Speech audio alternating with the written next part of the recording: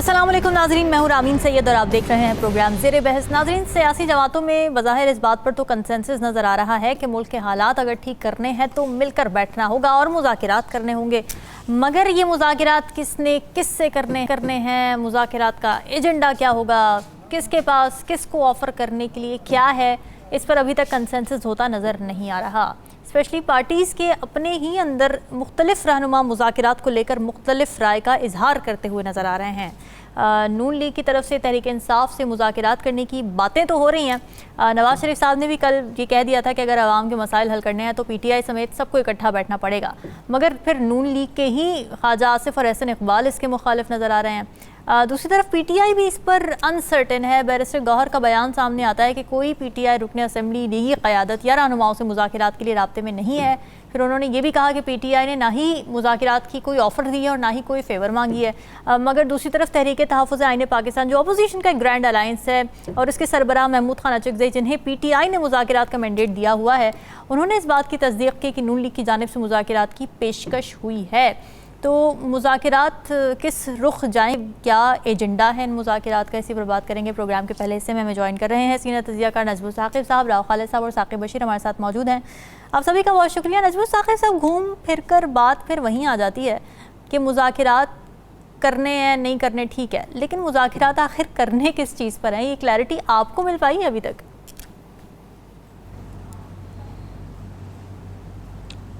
मेरी जो बिसात है सोच की या मेरा जो तज्ज़िया है वो मुज़ाकरात के एजेंडे तक पहुंच ही नहीं सकता। उसकी वजह ये है कि पहले तो ये तय करना है कि ये मुज़ाकरात किसने करने हैं, किसके साथ करने हैं, किस एजेंडा पे करने हैं। अभी तक तो सिर्फ हम पिछले कुछ महीनों से मुज़ाकरात खेल रहे हैं। कुछ उसमें समझ नहीं आ रही कि क्या यानी चाहते क्या हैं हम लोग, और ये सियासी माहौल को हमने मुज़ाकरात के गिर्द क्यों घुमा दिया है। देखिए, क्विकली एक जल्दी से स्टोरी छोटी सी शुरू करते हैं और उसके बाद देखते हैं कि ये जो इस वक्त के हमारे सियासी बहुत बड़े बड़े रहनुमा हैं अपनी अपनी जगह पे, वो क्या कह रहे हैं और उनके फिक्रों के अंदर छुपे हुए पैगामात क्या पैगाम दे रहे हैं। इससे पहले कि मैं शुरू करूं बात, ये बता दूं आपको कि जितने भी बयानात आ रहे हैं जिसमें मोहतरम मियां मोहम्मद नवाज शरीफ साहब से लेके शहबाज शरीफ साहब, उसके बाद आपके आगे यानी ये जो आपके जो मौलाना साहब हैं, जो अचकज़ई साहब हैं, इन सब के जो पैगामात हैं वो एक ही तरफ लेके जा रहे हैं और ख़ान की खामोशी भी एक तरफ लेके जा रही है। और उसमें जो रऊफ़ हसन साहब ने कहा है ना, वो भी उसी तरफ इशारा है। सुनिए, जल्दी से देख लेते हैं कि जावेद लतीफ़ साहब के बकौल ये हुकूमत हम पे थोपी गई, ठीक है, ये ठोंसी गई।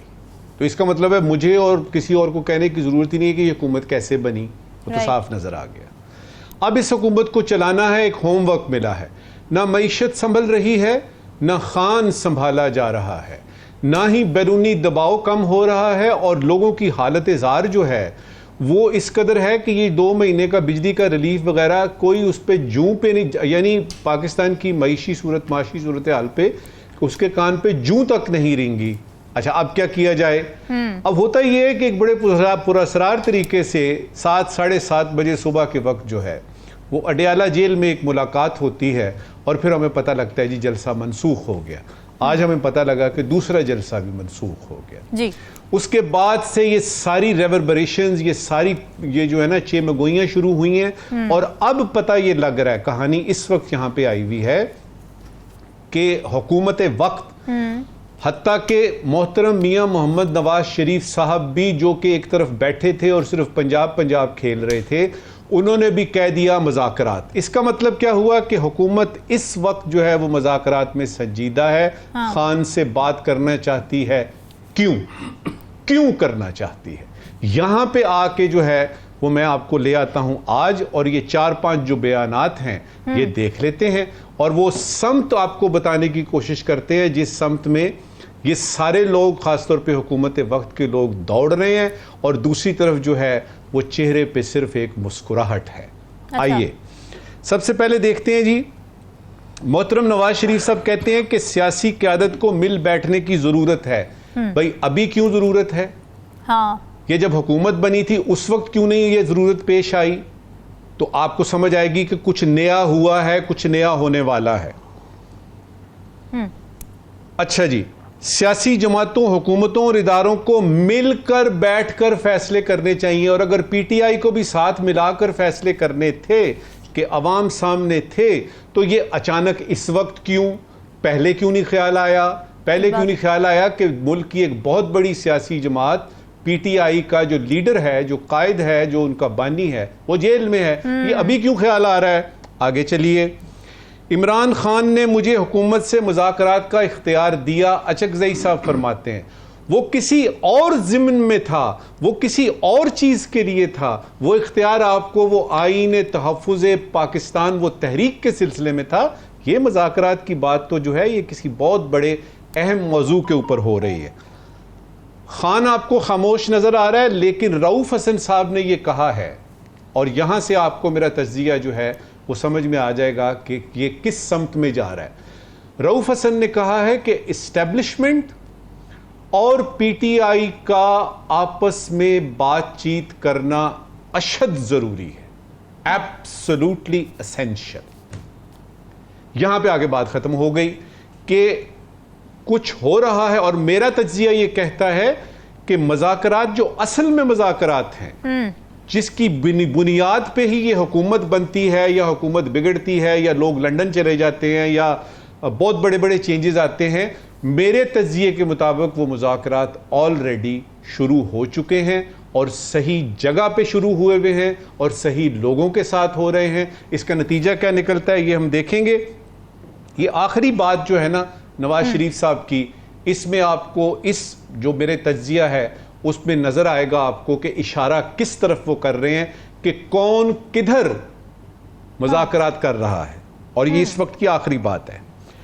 हम काम करें, हमसे मुराद यानी कि जो इस वक्त PMLN के वो शहबाज शरीफ साहब हैं वो और उनकी हुकूमत, हम काम करें और दूसरा कोई आकर मुल्क की तरक्की को रौंद डाले। हम काम करें और दूसरा कोई आके मुल्क की तरक्की को रौंद डाले, ये हमें मंजूर नहीं है। ये मियां मोहतरम मोहम्मद नवाज शरीफ साहब ने फरमाया है।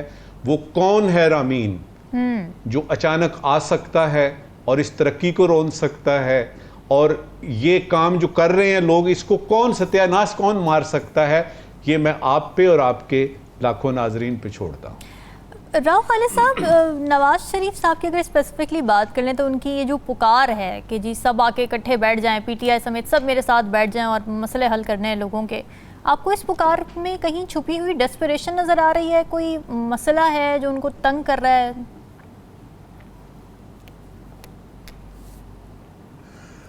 मेरा ख्याल है उनको इदराक तो बहुत पहले था, बल्कि 8 फरवरी के इलेक्शन की शाम को जब उन्होंने अपने फतह का ऐलान करना था और वो नहीं किया और चले गए मायूस होके। फिर 9 को मेरा ख्याल है उनको कन्विंस किया गया कि आप फतह का ऐलान कर ही दें, अच्छा। भले जो भी रिज़ल्ट आ रहे हैं। तो उसके बाद फिर जिस तरह हुकूमत बनी, उनको ये पता है कि नून की सियासत जो है वो तकरीबन दफन हो चुकी है, और उनकी ज़ाती तौर पे जो कह ले कि जो वज़ीर-ए-आज़म बनने की ख्वाहिश बहरहाल मौजूद रही, वो तो अब बिल्कुल वो भी उनको पता है वो ख़त्म हो चुकी है। अच्छा। तो अभी जो चीज़ें हो रही हैं वो बुनियादी तौर पे एक लास्ट डिच एफर्ट है अपनी सियासत को बचाने की, वो भी किसी और के लिए नहीं, वो मरीम नवाज साहिबा के लिए, कि ताकि वो चीफ मिनिस्टर रहें, फिर आगे फैमिली लेगेसी को लेके चलें और आगे किसी वक्त प्राइम मिनिस्टर भी बन जाए और मुस्लिम लीग नून की सरबराह भी बन जाए वो। तो अभी तक तो उनकी इससे ज़्यादा मुझे तो कोई चीज़ उसमें नज़र नहीं आती। अच्छा। जहाँ तक हुकूमत की बात है, PMLN की मुज़ाकरात की बात है, तो उसमें बहुत हमें बुनियादी क्वेश्चन जो आता है कि इन मुज़ाकरात की कामयाबी की कुंजी किसके पास है? सही बात है। एजेंडा तो जो भी हो उसका, लेकिन ये अगर होते हैं तो उसकी कुंजी किसके पास है? तो अगर हम ये कहें कि जी इमरान खान के मुज़ाकरात ना करने की वजह से सियासी सूरत-ए-हाल ख़राब है, पॉलिटिकल डिस्टेबलाइजेशन हो रही है, तो वो तो एक फैक्टर तो नहीं है डिस्टेबलाइजेशन का। फैक्टर तो शुरू होता है जब से PTI ज़ेर-ए-ताब है और जो सूरत-ए-हाल हुई है मुल्क में, और इलेक्शन जिस तरह से मौखर किए गए, उसके बाद PDM ने जिस तरह से इकॉनमी का बेड़ा गर्क किया, अवाम में अपनी साख ख़राब की, उससे वो एक जो है कि डिस्टेबलाइजेशन शुरू होती है। अच्छा, अब मजीद डिस्टेबलाइजेशन कैसे हो सकती है? जैसे ये मखसूस नशिस्तों का फैसला इंप्लीमेंट होता है, सियासी मंजरनामा उससे चेंज होता है, ट्रिब्यूनल के फैसले आने शुरू होते हैं, सियासी मंजरनामा उससे चेंज होता है। तो ये हम बड़े वसूख से कह सकते हैं कि इमरान खान सिर्फ वाहिद फैक्टर नहीं है, अगर वो मुज़ाकरा नहीं करता डिस्टेबलाइजेशन का, और भी बहुत से फैक्टर्स हैं। अब हुकूमत क्यों कोशिश कर रही है, जो मुझे समझ आती है, संजीदा तो वो नहीं है, लेकिन उनका जाहिर है कोई गोल है, कोई टारगेट है। और वो टारगेट क्या है? जब हम देखते हैं कि इंटरनेशनली हमें बार बार हर जगह से कहा जा रहा है कि मुल्क के सियासी मामला ठीक करें आप, तो उनके लिए कोई ऐसा अरेंजमेंट करना या ऐसा मैसेज देना कि जी हम सियासी मुज़ाकरात कर रहे हैं, मुल्क में सियासी सूरत हाल बेहतर कर रहे हैं, स्टेबलाइजेशन कर रहे हैं, पॉलिटिकल स्टेबलाइजेशन, तो उसमें वो कामयाब इसलिए नहीं हो सकते कि क्योंकि आगे पीटीआई को दूसरा जो उसका फ्रीक है वो पीटीआई है।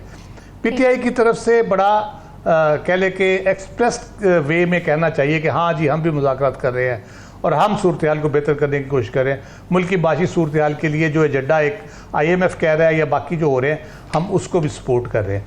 तो वो जब तक वो नहीं कहेंगे तो इन मुज़ाकरात की अफवाहें उड़ाना या कोशिश करना या उससे कुछ निकालने की कोशिश करना वो बिल्कुल बेकार है, उसका फ़ायदा कोई नहीं होगा।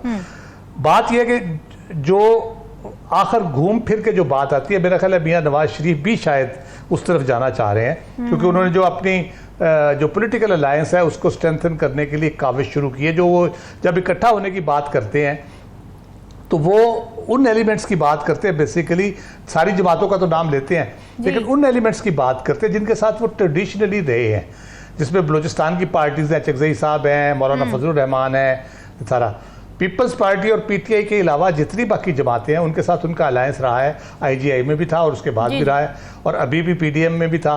पीपल्स पार्टी अगर से निकल गई थी उसमें से, फिर बाद में वो दोबारा से गवर्नमेंट में अलाई बनी। तो वो उनको इकट्ठा करना चाहते हैं, जो ये इंडिकेट करता है कि वो भी शायद जल्द इंतखाबात देख रहे हैं कि इंतखाबात जल्द होंगे, तो उसके लिए हमें अभी से कुछ सियासी तैयारी शुरू करनी चाहिए। तो उस हवाले से वो पार्टियों को इकट्ठा करना की कोशिश कर रहे हैं। इमरान खान के बारे में बिजली के बिलों में उनकी राय और रिलीफ की बात की और आवाम की रिलीफ की ओवरऑल वो बात कर रहे हैं।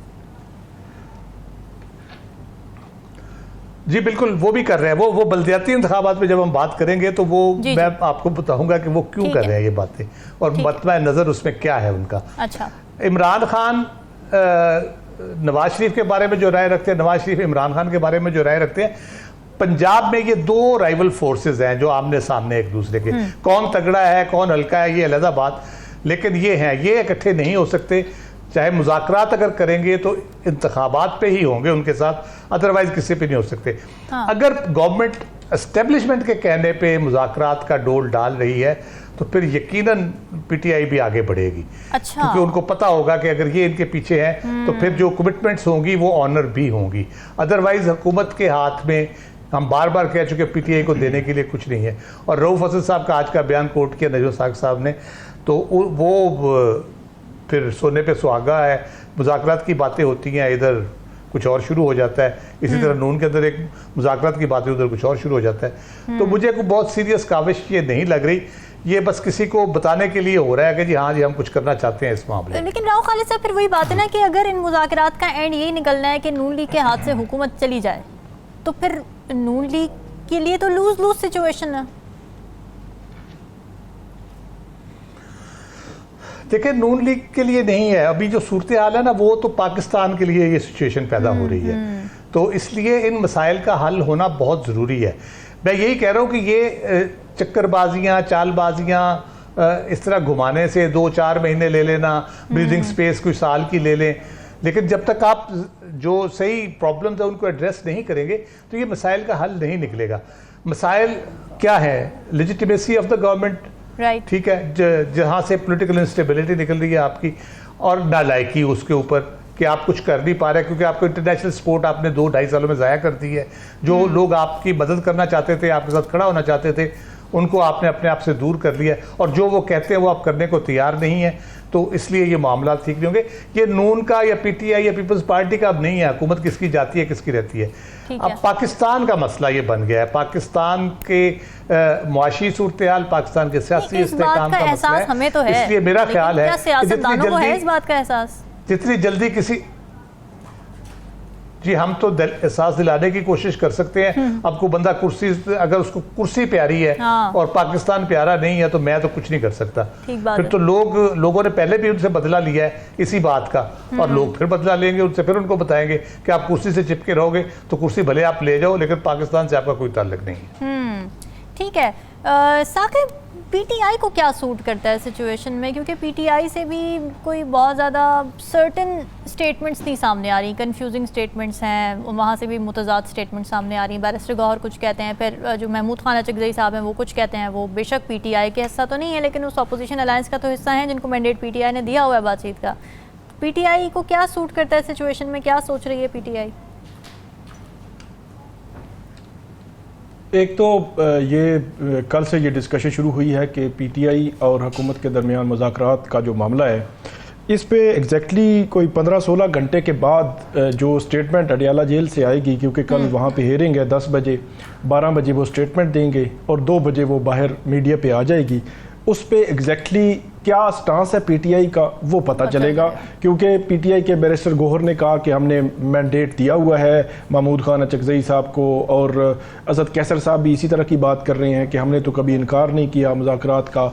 लेकिन पॉलिसी स्टेटमेंट के पॉलिसी क्या है वो वही है जो जब वो अडियाला जेल से वो बोलेंगे और उसी को जो पीटीआई फॉलो करती है। अगरचे इनके यहाँ मीटिंग्स होती हैं, सारा कुछ होता है, लेकिन ये है कि पॉलिसी स्टेटमेंट एग्जैक्टली 16 घंटे के बाद जो है वो आएगी और पता चलेगा कि ये किस तरफ चीज़ें बढ़नी है।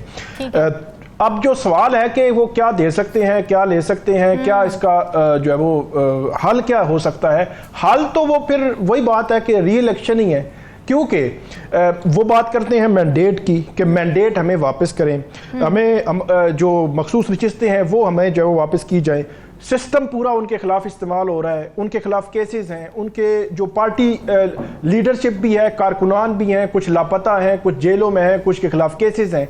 तो ये 3-4 चीज़ें ये कैसे रिजॉल्व होंगी। मैंडेट के सवाल पे आपने खुद कह दिया कि मैंडेट के सवाल पे आए तो मैंडेट उनको देना है, तो ये फिर हुकूमत घर जाएगी, तो फिर मुज़ाकरात किस चीज़ के हुए। फिर अगर जो केसेस वाली बात है, केसेस वाली बात है तो मेरा ख्याल है हुकूमत का शायद मैंडेट ही ना होगी। वो कहेंगे 9 मई के केसेस, 9 मई के केसेस में पीटीआई की लीडरशिप, उसमें उनके खिलाफ ट्रायल चल रहे हैं, उनके खिलाफ उनकी कोई जमानतें हैं, कोई लाहौर में, कोई रावलपिंडी में, तो उन केसेस को क्या हुकूमत जो है वो डायरेक्टली कर सकती है? मेरा नहीं ख्याल कि वो कर सकती है।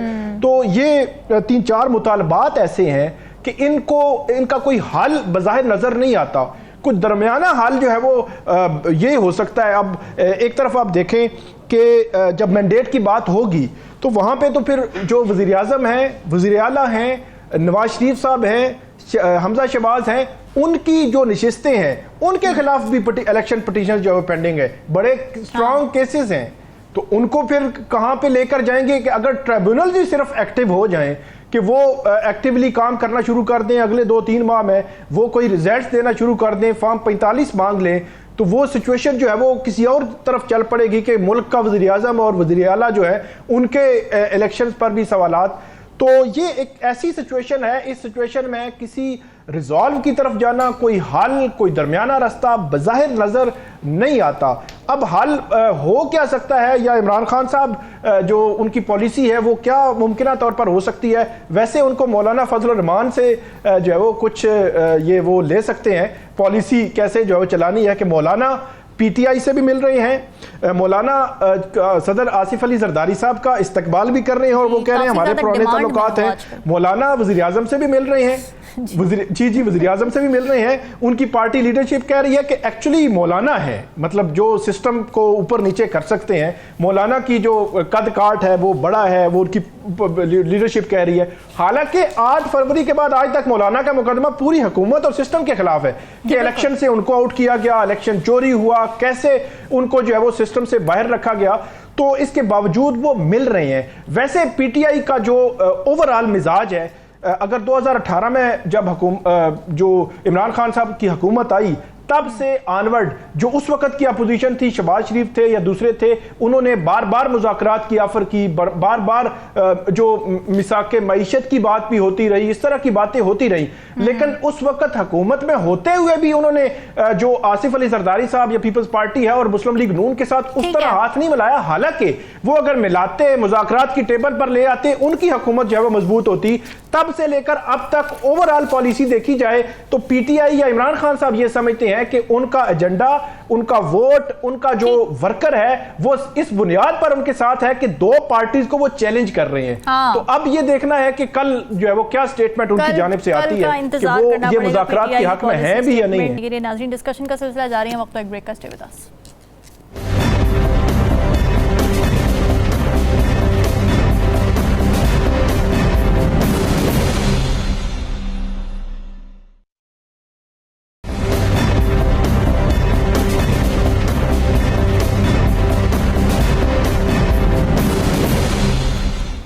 वेलकम बैक नाज़रीन। मुस्लिम लीग नून के ज़राए ये बता रहे हैं कि नवाज शरीफ की ज़ेर सदारत जो इजलास हुआ था उसमें पार्टी ने नया बल्दियाती निज़ाम लाने का फ़ैसला किया है और इंतखाबात इसी साल करवाने पर इत्तेफाक भी कर लिया है। फिर ज़रा ये भी बता रहे हैं कि बल्दियाती इंतखाबात डिसाइड ये हुआ है कि बल्दियाती इंतखाबात नवंबर या दिसंबर में करवाए जा सकते हैं। दूसरी तरफ इस्लामाबाद की बल्दियाती इंतखाबात की बात थी तो तरमीमी बिल कौमी असम्बली में कसरत राय से मंजूर कर लिया गया, जिसके बाद इस्लामाबाद के बल्दियाती इंतखाबात एक्ट में अब यूनियन काउंसिल की सतह पर मुंतखब नुमाइंदों की तादाद बढ़ गई है। मगर सवाल ये कि बल्दियाती इंतखाबात सिर्फ पंजाब की हद तक क्यों महदूद हैं, इसी पर बात कर लेते हैं। राव खालिद साहब, आप पिछले सेगमेंट में कह रहे थे कि आप इस बारे में ज़रा बात करना चाह रहे हैं कि बल्दियाती इंतखाबात के हवाले से नून लीग कुछ स्ट्रैटेजी बना रही है, बताएं ज़रा इस बारे में। नून लीग की ये गुज़श्ता से व्यवस्था ही है, समझे, इसके जो हम बात कर रहे हैं कि मुस्लिम लीग अच्छा। नून जो है उसकी सियासी सूरत हाल, सियासी साख और सियासी मामलात जो हैं वो इस नहज पे हैं कि वो बिल्कुल डिक्लाइन की तरफ जा रहे हैं। और हर आए दिन के साथ महंगाई की वजह से सियासी मिसहैंडलिंग कह लें, मुआशी मिसहैंडलिंग कह लें, या कोई वो हाथ पढ़ नहीं रहा सही इनका। वो कई दफ़ा होता है कि आप सीधा भी करते हो तो उल्टा पड़ जाता है जब किस्मत ख़राब होती है। तो उस किस्म की सूरत हाल से दो चार है।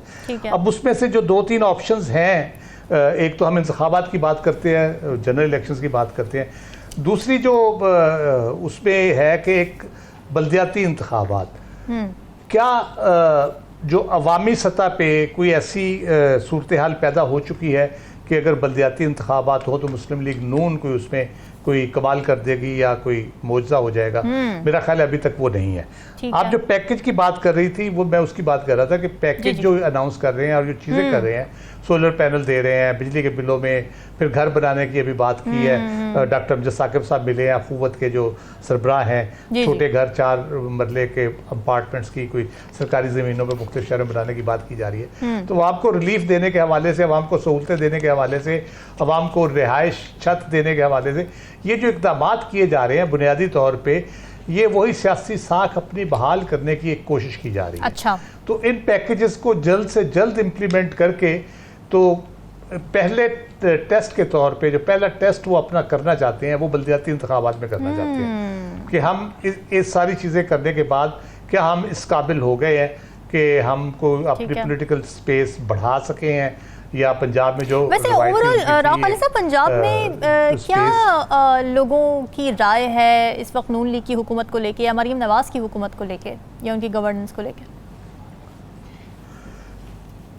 देखिए 8 फरवरी के इलेक्शंस जो हैं उनको अगर हम देखें और अभी तक जो सूरत हाल है उसमें हम देखें लोगों का वो जो एक तरक्याती बजट दे के MNAs MPs को सड़कें नालियाँ बनवा के जो सूरत हाल होती थी उससे बहुत आगे चीज़ें निकल गई। ठीक है। अब है ये डिजिटल वर्ल्ड है। राइट। अब इसमें इंटरनेट की स्पीड इशू है, इसमें आपकी सड़क नाली इशू उस तरह से नहीं रहा। हाँ। इसमें आपकी बिजली का इशू है, आपके महंगाई का इशू है, आपके वसाइल का इशू है, आपके रोजगार का इशू है। तो पहले तो आप मोटरवे बना दीजिए, ज़बरदस्त हो गया, हमने सड़क बना दी, मंडी टू वो फील्ड टू मार्केट, खेत से मार्केट तक रोड बना दी, ठीक है, ये सारा कर दिया आपने। लेकिन अब जो है आप बिल्कुल डिफरेंट किस्म की चीज़ें हैं। अब थोड़ा सा PTI की वजह से एक नजरियाती एलिमेंट भी उसमें आ गया है, वो राइटली और रॉन्गली एक वो चीज़ भी आ गई है। उनका जो प्रोपेगेंडा है वो बड़ा इफेक्टिवली काम किया है कि ये तो मुल्क को लूट के खा गए 35 सालों में, तो ये इनको दोबारा आएंगे तो वो, तो ये बहुत सारी चीज़ें जिसने उनको डैमेज किया है। उसके बाद जो रही सही कसर थी वो उनकी हुकूमत ने निकाल दी, जिसमें महंगाई और सारा बिजली अभी जो सूरत अब हो गई है जी। तो उसमें वो चाह रहे हैं कि हम अपना वो वाटर टेस्ट करें बल्दियाती इंतखाबात के ज़रिए। उसके बाद वो, जैसे मैंने पहले हिस्से में कहा, कि वो फिर जनरल इलेक्शंस की तरफ भी जाएंगे अगर उनको लगता है कि वहाँ पे उनको कुछ अच्छी सूरत हाल मिल रही है। लेकिन जब हम ओवरऑल देखते हैं पंजाब में बल्दियाती इलेक्शंस के हवाले से, बल्दियाती इलेक्शन की अहमियत अपनी जगह पे हम बार बार इस पे कर चुके हैं कि ग्रास रूट्स लेवल पे अगर एम्पावरमेंट होगी, ये जो नेशनल लेवल पे सियासी अफरा तफरी होती है, चीज़ें होती है, वो इम्पैक्ट नहीं करती है। आप लोकल लेवल पे आपके इंतजामिया के मामला हैं, पुलिस के मामला हैं, डेवलपमेंट के मामला हैं, वो आपके वहीं पे हल हो रहे होते हैं। आपको कौमी मसाइल की उस तरह से फिक्र नहीं होती। कौमी सतह पे भी फिर बड़े मसाइल की बात की जाती है, छोटे मोटे मसाइल की बात उस तरह से, बिजली के बिलों की भी शायद बात ना हो। जब मकामी हुकूमतों के पास इख्तियारात होंगे, कोई अपना सिस्टम लगाए, सोलर का लगाए, जैसे भी करे वो फिर ज़रा थोड़ा सा डिफरेंट हो जाता है मामला। ठीक है। लेकिन मसला इसमें ये है कि 2022 से ये ड्यू, तकरीबन 22 से ड्यू हैं। जी बिल्कुल। उसमें एक मसला जो इलेक्शन कमीशन ने डाला हुआ है, वो कहता है जी आपके लॉ में पीटीआई ने अमेंडमेंट की थी कि ईवीएम के ज़रिए वोटिंग होगी, वो आप उसको अमेंड करें, हम ईवीएम के ज़रिए नहीं कराएंगे। तो वो लॉ अभी तक अमेंड नहीं हुआ, वो 2023 में होना था, वो नहीं हुआ। अभी 24 आ गया है, अभी पता नहीं होता है कि नहीं होता। फिर ये है कि जब इलेक्शन के करीब वो जाएंगे, अगर तो वो फेवरेबल सूरत हाल रहती है, सियासी सूरत हाल बहुत ख़राब नहीं होती, मामला ठीक रहते हैं, थोड़ा सा इकॉनमी में भी कंट्रोल हो जाता है, तो फिर तो शायद ये इंतखाबात हो जाएं, क्योंकि इनको फिर मुस्बत नताइज की तवक्को होगी। वरना ये मेरा ख्याल है ये इलेक्शन के करीब जाके फिर कोई ना कोई बहाना बना के, जैसे इस्लामाबाद के अब उनमें ताखीर होती नजर आ रही है। अगर वो लॉ बन जाता है जिसका आपने जिक्र किया, वो अगर कानून बन जाता है तो नई हदबंदियां होंगी, तो फिर 6 महीने आगे चले गए। उसके बाद इलेक्शन कमीशन बहुत बादशाह किस्म का इदारा है, वो कौमी इंतखाबात आइन के मुताबिक नहीं कराता, साल 1.5 साल आगे ले जाता है। तो उनका जब दिल करेगा कराएंगे, जब वो उनको पता चलेगा कि अब हमें कराने चाहिए वो कराएंगे, जब नहीं दिल करेगा तो नहीं कराएंगे, हम इंतजार करते रहेंगे। तो ये बुनियादी वजह उसकी यही है कि नून अपना वो कह ले टेस्ट करना चाहती है कि हम 2-3-4 महीने में कोई अच्छे पैकेज दे के चीजें करके हम अपनी वोटर बेस बढ़ा सकते हैं। और अगर वो टेस्ट पास हो गया तो मुज़ाकरात कैंसिल कर सके कि नहीं कर सके, नहीं फिर तो होंगे, फिर उसके बाद मुज़ाकरात के चांसेस बढ़ जाएंगे, क्योंकि फिर वो कौमी इंतखाबात की तरफ जा सकते हैं। जब उसको पता चलेगा कि अब इमरान खान उस तरह की मेजॉरिटी नहीं लेगा जैसे 8 फरवरी को ली थी, तो फिर वो जाएंगे तो अपना मैंडेट दोबारा प्रूफ करने के लिए उसको जाना चाहेंगे। ठीक है, नज़रुल साकिब साहब, आपको क्या लगता है बल्दियाती इंतखाबात के हवाले से सूबाई हुकूमतें आपको संजीदा नज़र आ रही हैं मकामी नुमाइंदों को इख्तियारात देने के हवाले से, और फिर ये पूरे मुल्क में क्यों नज़र नहीं आ रहा, सिर्फ पंजाब की हद तक क्यों महदूद है? इसका जवाब बड़ा आसान है, और इसके जवाब में जो है वो एक सवाल है कि बल्दियाती इंतखाबात किसको सूट करते हैं। अगर आपको इसका जवाब मिल जाए तो आपको समझ आ जाएगी कि ये सारी खखेड़ क्या है, ये क्यों इसमें डिले हो रहा है, क्यों यानी आई वोटिंग की बात आ रही है, क्यों ये ईवीएम की बात आ रही है, क्यों लॉज चेंज हो रहे हैं प्रोविंशियल लेवल पे और यानी फेडरल लेवल पे, और क्यों एसीपी ये ईसीपी जो आपका है जी। उसके लिए थोड़ी सी जरा बैकग्राउंड बनाऊंगा क्विकली आधे मिनट में। देखिए, आपका आर्टिकल 140 ए है दस्तूर पाकिस्तान का, 140 ए, और सेक्शन 219(4) है ईसीपी के एक्ट का। वो ये कहता है कि ईसीपी ने 120 दिनों में ये लोकल बॉडीज के इलेक्शंस, गवर्नमेंट इंस्टीट्यूशंस के इलेक्शंस कराने हैं। कितने दिनों के? 120 दिनों में। 120। खान साहब के दौर में हमने देखा कि अप्रैल 2019 को पंजाब की हुकूमत ने लोकल गवर्नमेंट तहलील कर दी, मामला सुप्रीम कोर्ट में गया, और फिर 31 दिसंबर 2021 तक वो टर्म पूरी हुई, और बात उधर से लेके आज तक एक लल पीरियड है। ईसीपी ने हाल ही में पंजाब गवर्नमेंट को एक खत लिखा, और इसके जब इस खत के बारे में जब बात करेंगे तो पता लगेगा कि क्यों कल के इतने बड़े बड़े एजेंडा आइटम के साथ इसको भी डिस्कस किया गया। ये कोई नून की तरफ से ऑफर नहीं आई है, ये कोई पंजाब गवर्नमेंट की तरफ से ऑफर नहीं आई है, क्योंकि ईसीपी ने कहा जी कि 1 महीने के बाद हमने मीटिंग करनी है, चीज़ें हमने फाइनलाइज करनी है, तो आपने ये जो सारे कवानीन ये जो आपने जो वोटिंग का सिस्टम है, आई वोटिंग है या आपकी जो दूसरी होती है, इसको आपने ठीक करना है, ईवीएम वगैरह को। अब आपको समझ आएगी कि नून ने ये क्यों किया है, क्योंकि उसमें अब 1 महीने की बारी आई है। वरना ये कहना नून की तरफ से कि नवंबर दिसंबर में पंजाब में लोकल बॉडीज के इलेक्शन हो सकते हैं, एक अचंभे की बात है। ईसीपी मुकर्ररा वक्त में जनरल इलेक्शंस करा सकता है कि नहीं करा सकता है। देखिए 120 दिन तो पता नहीं कौन गिन रहा है कितने थे और कितने रह गए हैं।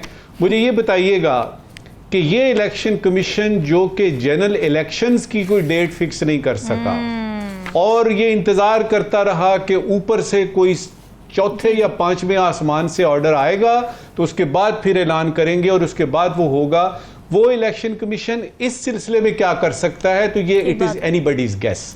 अब आते हैं इसके बॉटम लाइन पे कि ये जो इलेक्शंस हैं इससे होता क्या है और क्यों जो हुकूमत वक्त होती है उसको मुसीबत पड़ जाती है कि क्योंकि आपके इख्तियारात मुंतकिल हो जाते हैं। छोड़ दीजिए उस नाली की सियासत को और उस गली को सियासत को और वो छोटे मोटे जो इसको पुलिस जो है वो इसको अंदर कर दिया, इसको बाहर कर दिया, इसको ये कर दिया, इसको वो कर दिया, इसको छोड़ दीजिए बहस को। इस बहस को भी छोड़ दीजिए कि सोशल मीडिया की वजह से किन किन मामलात में नए ऐड हो गए हैं। असल बात यह है कि जो एमपीए है वो कैसे किसी काउंसलर को देख सकता है कि इख्तियारात उसके पास होंगे। तो ये यूं समझिए कि इन इलेक्शंस के और इसके नतीजे में निकलने वाले जो लोग सामने आएंगे जी। और उसमें चूंकि पता भी कुछ नहीं होता कि कौन से आएंगे जी। और अगर अपने आएंगे तो वो हो सकता है अपने लोकल जो लोकल्स है ना उनकी बात करें, पार्टी की बात ना करें। तो ये कुछ थोड़ी सी गंभीरता है। हो रहे हैं कि नहीं हो रहे, एक दिन पहले तक आप नहीं कह सकते कि कल हो रहे हैं, और उसका आपको पता चल जाएगा। नवंबर दिसंबर इन्होंने कहा है, अब देखते हैं कि ईसीपी क्या कहता है। ठीक है। और साकिब आपको क्या लगता है, संजीदा हैं हमारे हुक्मरान अपनी ताकत नीचे मुंतकिल करने में? नहीं, बिल्कुल भी संजीदा नहीं है। और तकरीबन तमाम पॉलिटिकल पार्टीज इस मामले में एक ही जो है वो पेज पे नज़र आती हैं। अच्छा। आप मिसाल ले लें मुस्लिम लीग नून की, उन्होंने भी जो इलेक्शंस इस्लामाबाद में करवाए थे 2015 में, पहली दफ़ा इलेक्शंस हुए लोकल बॉडीज़ के, ये क्रेडिट बहरहाल उनका है कि उन्होंने इलेक्शन कराए। लेकिन और यहाँ पे मेयर भी उनका था और यूनियन काउंसिल के जो चेयरमैन भी ज़्यादातर उन्हीं के थे। मतलब इस्लामाबाद में बल्दियाती नुमाइंदों में अक्सरियत मुस्लिम लीग नून की थी। इसके बावजूद उनको ना इख्तियारात ना फंड्स दिए गए। वो 5 साल कोशिश ही करते रहे कि फ़ंड्स मिलें, इख्तियारात मिलें। MCI के साथ उनके इश्यूज चलते रहे, CDA के साथ मामलात चलते रहे, और यहाँ पे डिप्टी कमिश्नर उन्होंने अपने तौर पर चीज़ें आगे बढ़ाईं। और 14 फरवरी 2021 को इस्लामाबाद के जो लोकल बॉडीज़ थे इनकी मुद्दत ख़त्म हुई। PTI ने भी नहीं करवाए, और अब यहाँ पे मुस्लिम लीग नून और बाकी पॉलिटिकल पार्टीज भी तैयार नहीं। इलेक्शन कमीशन ने अक्टूबर में कहा कराते हैं, तो अब तरमीम लेकर आ गए हैं। इससे कबल भी दिसंबर 2022 में भी 31 दिसंबर 2022 को इलेक्शन होने थे। 14 रोज पहले जो है वो अमेंड कर दिया गया इलेक्शन एक्ट में, जो बल्दियाती इलेक्शंस के हवाले से। फिर जो है वो अदालत ने कहा कि आपने 120 दिन या 180 दिन उनमें कहा कि आपने करवाने हैं। वहाँ कमिटमेंट दी अदालत के सामने, लेकिन इसके बावजूद नहीं कराए। वहाँ पहले 50 यूनियन काउंसिल थी, उनकी तादाद जो है वो इलेक्शन डिले के लिए उनकी तादाद 100 की गई।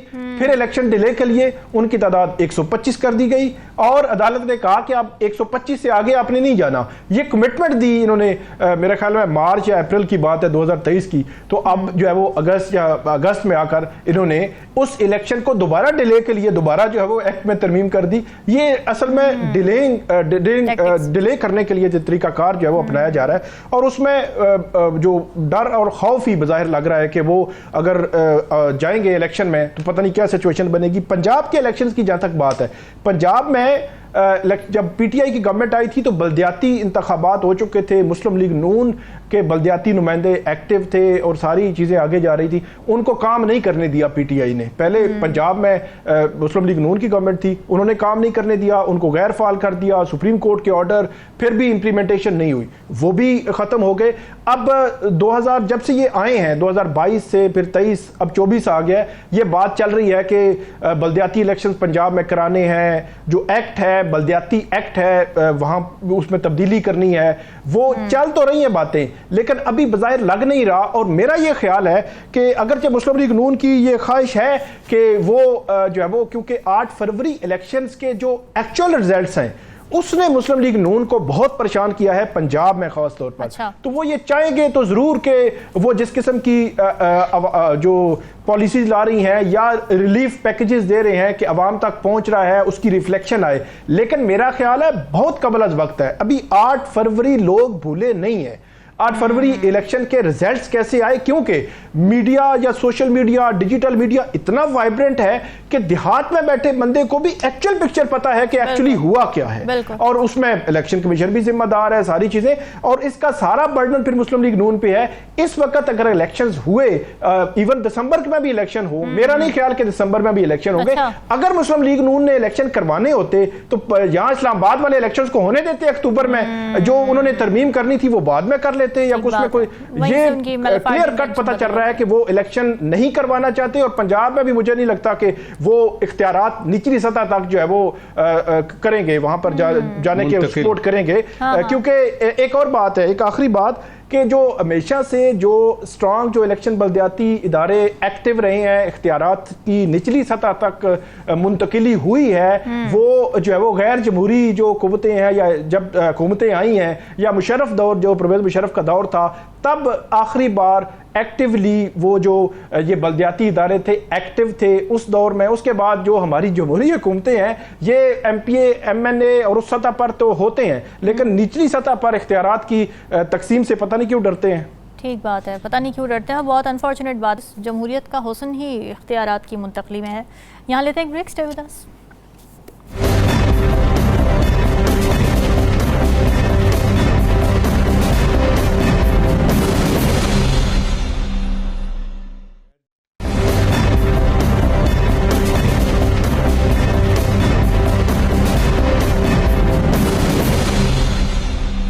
वेलकम बैक नाज़रीन। तहरीक आज़ादी कश्मीर की बात हो और सैयद अली गिलानी का जिक्र ना आया, ऐसा मुमकिन नहीं है। अजीम कश्मीरी रहनुमा सैयद अली गिलानी साहब, उनकी आज 3री बरसी मनाई जा रही है। भारतीय कब्ज़े के ख़िलाफ़ हमेशा उन्होंने जद्दोजहद की, आगाज़ किया। उन्होंने जमात इस्लामी के प्लेटफॉर्म से भारत से आज़ादी हासिल करने के लिए हुर्रियत कॉन्फ्रेंस और तहरीक हुर्रियत जैसी तंजीमों की बुनियादें भी रखीं, और हमेशा वो भारत के नाजायज़ कब्ज़े के ख़िलाफ़ और कश्मीर के पाकिस्तान से इल्हाक़ को सपोर्ट करते थे, एडवोकेट करते थे। और सारी ज़िंदगी उन्होंने भारतीय फ़ौज के मुज़ालिम, इंसानी हुकूक़ की जो खिलाफ़ वर्जियाँ पामालियाँ की गई वहाँ पर, और तहरीक आज़ादी की जो जद्दोजहद थी उस पर आवाज़ बुलंद करते रहे। नजमुल साकिब साहब, सैयद अली शाह गिलानी और तहरीक आज़ादी कश्मीर, क्या कहेंगे? सबसे पहले तो इन्ना लिल्लाहि व इन्ना इलैहि राजिऊन कहूँगा, और इस दलेर और एक मुकम्मल लीडर और एक मुकम्मल हीरो को खराज तहसीन पेश करूँगा। देखिए, आज से ठीक 3 बरस पहले हाउस अरेस्ट के दौरान मकबूजा कश्मीर में सैयद अली शाह गिलानी ने अपना आखिरी सांस लिया। अब देखिए, ये एक ऐसा शख्स है जो दलेर है, बहादुर है, कश्मीर की आज़ादी का मतवाला है। इल्म इसके पास है, सियासत की सूझबूझ है, विजडम है इसमें। उसके बाद जो असल चीज़ चाहिए होती है ना, हौसला और हिम्मत, इस तरह के हालात में वो भी मौजूद है। फिर उसके अंदर उसको कमिटमेंट भी मौजूद है। और उन्होंने एक जगह कहा कि मेरी ज़िंदगी में अगर ना हुआ, कश्मीर को, उसके कश्मीरियों को उनके हकूक ना मिले, मेरी ज़िंदगी के बाद मिलेंगे, लेकिन मिलेंगे। अब ये कमिटमेंट का देख लीजिए हिसाब किताब। आपने ये जो बताया ना APHC का, 1989 में जब ये इंडिजिनस मूवमेंट शुरू होती है मकबूजा कश्मीर में, तो यूँ समझिए कि 89 के बाद 93 में ये शुरू करते हैं APHC, जो कि आजकल वो पौधा एक तनावर दरख्त बन चुका है। और अली शाह गिलानी ने और उनकी APHC ने नुकेल डाल के रखी हुई थी हिंदुस्तान को, जो कि उनके आखिरी दम तक रही और अभी भी कायम है। जी। 3 मरतबा ये लेजिस्लेटिव असेंबली के मेंबर भी रहे, लेकिन इनकी कमिटमेंट जो है वो कश्मीरियों के हुकूक के साथ रही। अब सिर्फ एक सीन बताऊंगा और उसके बाद बात ख़त्म करते हैं। जी। हैदरपुरा है श्रीनगर में, जहाँ पे कि इनकी डेथ होती है, बात बाहर जाती है, बाहर से पुलिस आती है, पैरामिलिट्री फोर्सेस के कुछ लोग आते हैं और वो डेड बॉडी सैयद अली शाह गिलानी की एक तरह से अगवा करके ले जाते हैं। फैमिली वाले मौजूद हैं जी। वो अगवा करके ले जाते हैं और पता नहीं है कि उनकी डेड बॉडी किधर है, और फिर खबर मिलती है फैमिली के लोगों को कि उनको दफना दिया गया है। यानी कि वो जो कि ह्यूमन राइट्स के चैंपियन हैं, वो जो कहते हैं कि जी दुनिया की सबसे बड़ी जमहूरियत हम हैं, वो उनकी फैमिली मेंबर्स को जनाजे में भी शिरकत की इजाजत नहीं देते। ये है वो दिन जो आज उसको 3 बरस हो गए हैं। और जहां तक उनका ये कहना है हिंदुस्तान का कि कश्मीर हमारा अटूट अंग था, यकीन कर लीजिए न्यू दिल्ली में जो इस वक्त जितने भी लोग सुन रहे हैं, ये कश्मीर आपका अटूट अंग न कभी था, न कभी है, न कभी होगा। इसका यकीन कर लीजिए, कागजों में जो मर्जी कर लीजिए, आप सुप्रीम कोर्ट से ले लीजिए कि जी हाँ जी बिल्कुल ठीक, 370 5 अगस्त 2019 सब कर लीजिए, लेकिन जब तक एक कश्मीरी जिंदा है और जब तक मेरा प्यारा पाकिस्तान मौजूद है, आपको कश्मीरियों के हुकूक देने ही पड़ेंगे, फुल स्टॉप। बिल्कुल ऐसे है। राव खालिद साहब, आप किस तरह से देखते हैं सैयद अली शाह गिलानी के किरदार को तहरीक आज़ादी कश्मीर में जो उन्होंने निभाया? देखिए, उनको उस पर तो कुछ शक ही नहीं है। उन्होंने यानी जिस तरह से सारे मामलात को चलाया, आज़ादी की तहरीक को बरकरार रखा, जारी रखा, उसमें एक जज्बा और जुनून पैदा किया, उसमें तो कुछ शक ही नहीं है।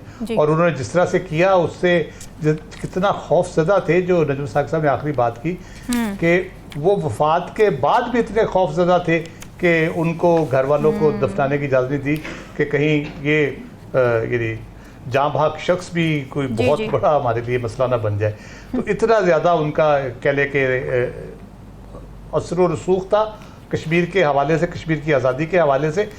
11 साल वो नज़रबंद रखा गया उनको। उससे पहले भी कैदोबंद की सोबतें उन्होंने बर्दाश्त की, लेकिन एक जो दूसरे चीज़ों से जो डिफरेंट उनको चीज़ करती थी, वो अपनी पहचान, वो कहते थे मैं कश्मीरी हूँ पैदाइशी तौर पे, लेकिन मैं हकीकत में पाकिस्तानी हूँ।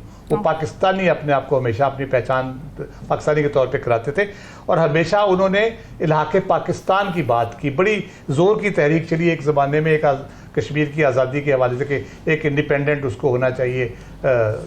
बहुत उस पर कोशिशें भी की गई, उसमें भारत ने भी हिस्सा डाला सिर्फ कंफ्यूज करने के लिए वहाँ की आबादी को।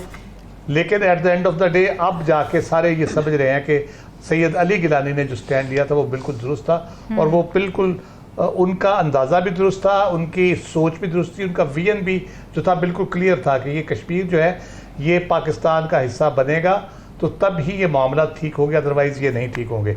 जो उन्होंने बुनियाद रखी सारी वो तहरीक की, और जो सारा हुर्रियत पसंदी की जो एक उन्होंने रूप की है, 70 साल से जो कश्मीरी जंग लड़ रहे हैं, उसमें कमी इसलिए नहीं आ रही कि मकबूल भट्ट हों, अली गिलानी हों, बुरहान वानी हों, चाहे उनके हुर्रियत पसंद हो, जंगजू हों, या पॉलिटिकल जो स्ट्रगल करने वाले लोग हैं, उनकी वजह से ये रहा है। और अभी इलेक्शन होने जा रहे हैं मकबूजा कश्मीर के अंदर।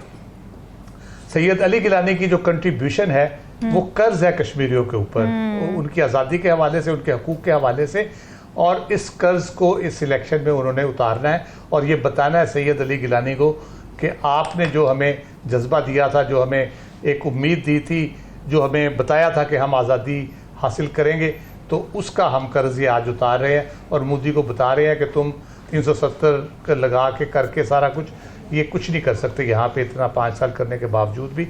और मेरा ख्याल है कि उनकी जो ख्वाहिश थी कश्मीर के इलाके पाकिस्तान की, वो ज़रूर पूरी होगी, क्योंकि ये मसला इस तरह से ख़त्म होने वाला नहीं है। ठीक बात है। साकिब, आपको क्या लगता है कि जो लेगेसी छोड़ी सैयद अली शाह गिलानी ने, जो कश्मीरी एक्टिविस्ट इस वक्त हैं कश्मीर में, जो लड़ रहे हैं, मुसलसल जद्दोजहद कर रहे हैं, वो उस लेगेसी को लेके आगे बढ़ रहे हैं उसी तरीके से जिस तरह इंटेंट थी गिलानी साहब की भी। और दूसरा ये कि पाकिस्तान जिस तरह का किरदार अदा कर सकता है, क्या वो कर रहा है? अब पाकिस्तान का तो पहले दिन से ये मौक़िफ़ रहा है कि अक़वाम मुत्तहिदा की जो करारदादें हैं उनके मुताबिक जो मसला कश्मीर का हल है वो होना चाहिए। और सैयद अली गिलानी वो भी एक बज़ाहिर एक फ़र्द या एक शख्स नहीं थे, बल्कि एक फ़िक्र और एक सोच का नाम थे जिन्होंने बड़ी जो है वो उनकी जड़ें हैं, जो है वो मकबूजा कश्मीर के नौजवान यकीनी तौर पर उनको फॉलो भी करते हैं। और वो एक बड़े दबंग किस्म के मुकर्रर भी थे और बड़ा उनका जो स्टांस था वो बड़ा क्लियर रहा है हर दौर में। इस वजह से नौजवानों की जो है वो अक्सरियत भी उनको बहुत ज़्यादा फॉलो भी करती थी और उनको अपना तर्जुमान भी किसी तौर पे भी समझती थी। 2005 में भी जब मुशर्रफ ये फार्मूला आया, 4 नुकाती जो फार्मूला था, तो तब भी जो सैयद अली गिलानी हैं उनका ये जो है वो कहना था, उनका ये मौक़िफ़ था कि कश्मीर एक तो कश्मीरियों से पूछा जाए और दूसरा जो पाकिस्तान का मौक़िफ़ पहले दिन से रहा है कि अक़वाम मुत्तहिदा की करारदादों के मुताबिक जो कश्मीर का हल है वो होना चाहिए, तो उस स्टांस से वो पीछे नहीं हटे। मतलब उस फार्मूले के भी अगेंस्ट वो गए। पाकिस्तान ने उनको सिविल जो एजाज़ है निशान पाकिस्तान उससे भी नवाजा, क्योंकि वो हमेशा से इलाके पाकिस्तान उनका नारा रहा, शुरू दिन से आखिर तक वो इसी नारे पर जो है वो कायम रहे। एक ही उनका जो है वो मौक़िफ़ था।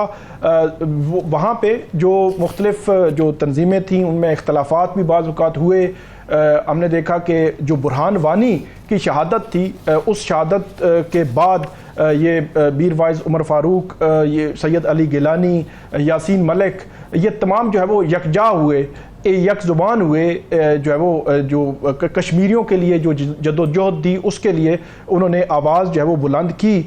इसी तरह जो 1972, 77, 1987 में वो जमात इस्लामी के टिकट पर इलेक्शन भी उन्होंने जीता। 1987 में मुत्तहिदा महाज बना, उस महाज की तरफ से भी उन्होंने ये इलेक्शन भी लड़ा।